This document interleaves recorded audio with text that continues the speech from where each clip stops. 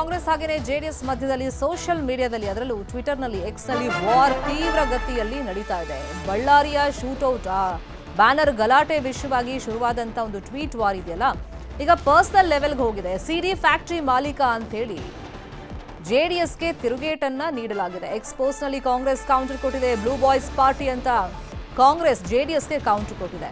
ನಿಮ್ ಹುಡುಗ Haasan blue world famous, ನಿಮ್ ಹುಡುಗ ಜೈಲಲ್ಲಿ ನೀಲ ಮೇಘ ಶ್ಯಾಮ ಹಾಡ್ತಾ ಇದ್ದಾರೆ. ಇನ್ನೊಬ್ರು ಈಗಾಗಲೇ ಜೈಲಲ್ಲಿ ಮುದ್ದೆ ಮುರಿದು ಬಂದಿದ್ದಾರೆ. ನಿಮ್ಮ ನಾಯಕರೇ ಚಿತ್ರ ತೆಗೆದು ಜಗತ್ತಿಗೆ ತೋರಿಸುವಾಗ ಬೇರೆಯವರಿಗೆ ಟೆಂಟಲ್ ತೋರಿಸುವಂತ ಅವಕಾಶ ಎಲ್ಲಿದೆ? ನಿಜಕ್ಕೂ ನಿಮ್ ಚಿತ್ರ ಚೆನ್ನಾಗಿದೆ ಅಂತ ಹೇಳಿ ಕಾಂಗ್ರೆಸ್ ಜೆಡಿಎಸ್ಗೆ ಕೌಂಟರ್ ಅನ್ನ ಕೊಟ್ಟಿದೆ. ಸಿಡಿ ಫ್ಯಾಕ್ಟರಿ ಮಾಲೀಕನ ಮನೆ ಹಾಳು ವಿಷಯ ಅಂತೆಲ್ಲ ಈಗ ಜೆಡಿಎಸ್ಗೆ ಕಾಂಗ್ರೆಸ್ ಕೌಂಟರ್ ಅನ್ನ ಕೊಟ್ಟಿದೆ. ಇಲ್ಲಿ ತೀರಾ ವೈಯಕ್ತಿಕ ವಿಷಯಗಳನ್ನೆಲ್ಲ ಪ್ರಸ್ತಾಪ ಮಾಡಿ ಕಾಂಗ್ರೆಸ್ ಜೆಡಿಎಸ್ಗೆ ಕೌಂಟರ್ ಅನ್ನ ಕೊಟ್ಟಿದೆ. ದಂಧೆಕೋರ ಆತ್ಮಹತ್ಯೆ ವಿಷಯ ಅದೆಲ್ಲ ಈಗ ಪ್ರಸ್ತಾಪ ಆಗ್ತಾ ಇದೆ. ಬಳ್ಳಾರಿಯ ವಿಷಯವಾಗಿ ಶುರುವಾದಂತ ಜಗಳ ಇದು. ಆಮೇಲೆ ಅನುಭವದ ವಿಷಯ ಬಂತು. ಅಂದ್ರೆ ಅಲ್ಲಿಗೆ ಹೋದಂತ ಸಂದರ್ಭದಲ್ಲಿ ಡಿ ಕೆ ಶಿವಕುಮಾರ್ ಅಧಿಕಾರಿಗಳ ಜೊತೆಯಲ್ಲಿ ಒಂದು ಸಭೆಯನ್ನ ನಡೆಸಿರ್ತಾರೆ. ಆಗ ಅನುಭವದ ವಿಷಯವಾಗಿ HDK ಪ್ರಶ್ನೆ ಮಾಡಿರ್ತಾರೆ. ಸೊ ಅಲ್ಲಿಂದ ಶುರುವಾಗಿದೆ ಈ ವಾರ್. ಅಲ್ಲಿಂದ ಸಿಡಿ ಫ್ಯಾಕ್ಟರಿ ಅಂತ ಬಂತು.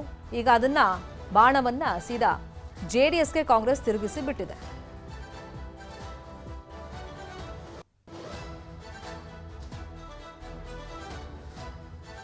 ಸಿಡಿ ಫ್ಯಾಕ್ಟರಿ ಮಾಲೀಕ ಅಂತ ಕರೆದಿದ್ದಕ್ಕೆ ಹನಿ ಟ್ರ್ಯಾಪ್ ಅಧ್ಯಕ್ಷನ ಆತ್ಮಹತ್ಯೆ, ಸಂಪುಟದ ಮಂತ್ರಿಗಳು ಶಾಸಕರು ಬಲಿಪಶು ಆಗಿಲ್ವಾ? ಹೀಗೆ ಡಿ ಕೆ ಶಿವಕುಮಾರ್ ಅವರನ್ನ ಟಾರ್ಗೆಟ್ ಮಾಡಿ ಜೆಡಿಎಸ್ನವರು ಎಕ್ಸ್ನಲ್ಲಿ ವಾಗ್ದಾಳಿಯನ್ನ ಮಾಡಿದ್ರು. ಕೆಲವೊಂದು ವಿಷಯಗಳನ್ನ ಪ್ರಸ್ತಾಪ ಮಾಡಿ ಇದಕ್ಕೆ ಈಗ ಕಾಂಗ್ರೆಸ್ ಕೂಡ ಕೌಂಟರ್ ಅನ್ನ ಕೊಟ್ಟಿದೆ. ಈಗ ಹಾಸನದಲ್ಲಿ ಆ ಪೆನ್ ಡ್ರೈವ್ ವಿಷಯವಾಗಿ ಏನೆಲ್ಲ ಆಯಿತು, ಸೊ ಆ ವಿಷಯವನ್ನ ಪ್ರಸ್ತಾಪ ಮಾಡಿದ್ದಾರೆ. ಜೈಲಲ್ಲಿ ಮುದ್ದೆ ಮುರಿತಾ ಇದ್ದಾರೆ ಅವರು ಅಂತ ಹೇಳಿ. ನಿಮ್ಮ ಪಕ್ಷ ಅಂತಂದ್ರೆ ಅದು ಬ್ಲೂ ಬಾಯ್ಸ್ ಪಕ್ಷ ಅಂತೆಲ್ಲ ನೇರವಾಗಿ ಕಾಲೆಳೆದಿದೆ ಕಾಂಗ್ರೆಸ್. ಜೆಡಿಎಸ್ ಅವ್ರಿಗೆ ಕೆಲಸ ಇಲ್ಲ, ಉದ್ಯೋಗ ಇಲ್ಲ. ಫ್ಯಾಕ್ಟರಿ ಎಲ್ಲ ಇದ್ದಿದ್ದು ಹಾಸನದಲ್ಲಿ, ಹೊಳೆನರಸೀಪುರದಲ್ಲಿ. ಹೊಳೆನರಸೀಪುರಕ್ಕೆ ಹೋಗಿ ಕೇಳ್ಕೊಳ್ಳಿ, ಹೊಳೆನರಸೀಪುರಕ್ಕೆ ಹೋಗಿ ಕೇಳಲಿ, ಪದ್ಮನಾಭ ನಗರಕ್ಕೆ ಹೋಗಿ ಕೇಳಲಿ ಎಲ್ಲಿ ಫ್ಯಾಕ್ಟರಿ ಇತ್ತು ಅಂತ. ಯಾರು ಬೇಡ ಅಂದವರು? ಫ್ಯಾಕ್ಟರಿ ಎಲ್ಲಿತ್ತು ಅಂತ ಅಲ್ಲೇ ಕೇಳ್ಕೊಳ್ಳಿ, ಯಾರು ಬೇಡ ಅಂದವರು? ಫ್ಯಾಕ್ಟರಿ ಯಾರು ಮ್ಯಾನುಫ್ಯಾಕ್ಚರ್ ಮಾಡ್ತಾ ಇದ್ರು ಅಂತ ಗೊತ್ತಿದೆಯಲ್ಲ. ಈಗ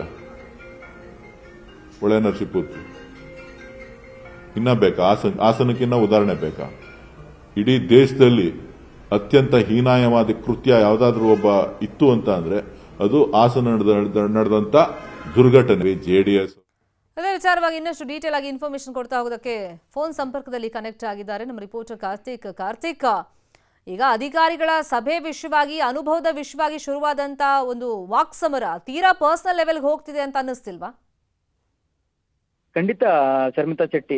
ಪ್ರಮುಖವಾಗಿ ಬಳ್ಳಾರಿಯಲ್ಲಿ ಡಿ ಕೆ ಶಿವಕುಮಾರ್ ಅವರು ಯಾವಾಗ ಅಧಿಕಾರಿಗಳ ಸಭೆಯನ್ನ ಮಾಡಿದ್ರು, ಆ ಒಂದು ಸಭೆಯನ್ನ ಬಳಿಕ ಕುಮಾರಸ್ವಾಮಿ ಅವರು ಆ ಒಂದು ವಿಚಾರವಾಗಿ ಟೀಕೆಯನ್ನ ಮಾಡುವಂತ ವಿಚಾರಕ್ಕೆ ಸಂಬಂಧಪಟ್ಟಂತೆ ಹೈಜಾಕ್ ಅನ್ನ ಮಾಡಿದ್ದಾರೆ ಗೃಹ ಸಚಿವರ ಖಾತೆ ಅನ್ನುವಂತ ರೀತಿಯಲ್ಲಿ ಒಂದಿಷ್ಟು ಸುದೀರ್ಘವಾಗಿ ಒಂದು ಪೋಸ್ಟ್ ಅನ್ನು ಕೂಡ ಮಾಡಿದ್ರು. ಅದಾದ ನಂತರದಲ್ಲಿ ಆರಂಭ ಆದಂತ ಡಿ ಕೆ ಶಿವಕುಮಾರ್ ಮತ್ತು ಕುಮಾರಸ್ವಾಮಿ ಅವರ ನಡುವಿನ ಟ್ವೀಟ್ ವಾರ್ ಈಗ ಎರಡು ಪಕ್ಷಗಳ ನಡುವೆ ವಾರ್ಗೆ ತಿರುಗಿದೆ. ಈಗಾಗಲೇ ಜೆಡಿಎಸ್ ಕೂಡ ಒಂದಿಷ್ಟು ಉಲ್ಲೇಖವನ್ನ ಮಾಡಿ ಡಿ ಕೆ ಶಿವಕುಮಾರ್ ಅವರನ್ನೇ ಟಾರ್ಗೆಟ್ ಮಾಡಿ ಈ ಒಂದು ಟ್ವೀಟ್ ಅನ್ನ ಮಾಡಿತ್ತು. ಅದಾದ ನಂತರದಲ್ಲಿ ಈಗ ಕಾಂಗ್ರೆಸ್ ಪಕ್ಷವು ಕೂಡ ಜೆಡಿಎಸ್ ನ ಟ್ವೀಟ್ಗೆ ತೀರಾ ಕೆಳಮಟ್ಟದ ಶಬ್ದಗಳನ್ನ ಬಳಕೆ ಮಾಡಿ ಈಗ ಟ್ವೀಟ್ ಅನ್ನ ಮಾಡಿರ್ತಕ್ಕಂಥದ್ದು. ಇದು ರಾಜಕೀಯ ಜಟಾಪಟಿಯಲ್ಲಿ ಈ ರೀತಿಯ ಶಬ್ದಗಳನ್ನು ಕೂಡ ಬಳಕೆ ಮಾಡಬಹುದು ಅನ್ನುವಂತ ರೀತಿಯಲ್ಲಿ ಬಳಕೆಯನ್ನ ಮಾಡಿರ್ತಕ್ಕಂಥದ್ದು. ಹಾಸನದ ಪೆನ್ ಡ್ರೈವ್ ಪ್ರಕರಣ ಏನಿತ್ತಲ್ಲ, ಆ ಒಂದು ಪ್ರಕರಣವನ್ನು ಕೂಡ ಉಲ್ಲೇಖಿಸಿ ಜೆಡಿಎಸ್ ಪಕ್ಷವನ್ನ ಬ್ಲೂ ಬಾಯ್ಸ್ ಪಕ್ಷ ಅನ್ನುವಂತ ರೀತಿಯಲ್ಲಿ ಕಾಂಗ್ರೆಸ್ ಟೀಕೆಯನ್ನ ಮಾಡಿದೆ.